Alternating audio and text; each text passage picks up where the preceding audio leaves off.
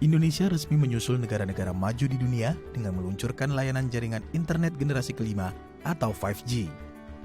Menyikapi hal tersebut, Direktur Eksekutif Indonesia ICT Institute, Heru Sutadi mengatakan, hadirnya jaringan 5G di tanah air dapat mendorong lebih banyak lagi smart city di Indonesia. Tidak hanya itu, jaringan 5G juga dapat digunakan untuk mendorong perkembangan ekonomi digital yang saat ini sedang berkembang sehingga berdampak pada kesejahteraan masyarakat di seluruh wilayah tanah air.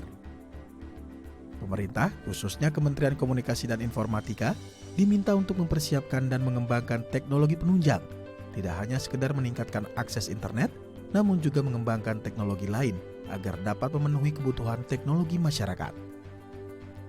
Dapat dimanfaatkan untuk teman-teman di UMKM, karena kan sekarang kalau kita bicara e-commerce itu kan harus kita sediakan foto, mungkin video gitu ya untuk cara menggunakan segala macam. Ya. Ini perlu kita manfaatkan secara maksimal gitu ya.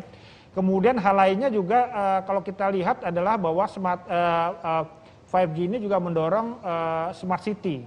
Jadi kalau sekarang ini kita bicara tentang ibu kota negara baru misalnya, itu otomatis betapapun juga 5G ini tidak bisa dilupakan untuk segera diadopsi di sana gitu ya. Termasuk juga bagaimana kota-kota yang ada sekarang ini juga mereka mengoptimalkan, memaksimalkan nanti pemanfaatan 5G, apakah itu untuk ekonomi termasuk juga untuk layanan pemerintahan.